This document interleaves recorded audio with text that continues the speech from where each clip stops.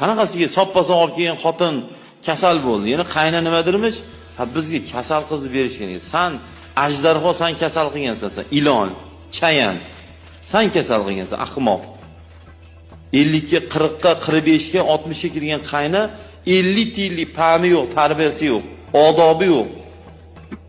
Nomusi yo'q. Kelin tomonidan uyga borsaymiz, qarang. O'sha kelin tomonidan xap bo'lyapti-da. Sinimiz uyga kelsa, uyga quruq borsa, qaynasi piching qilarkan. Bu degan nima degani? Uyga 15 kun, 20 kunda borgan kelinmish kelayotganda nimadir ovqat olib kelish kerak ekan, mana gaday qaynaga.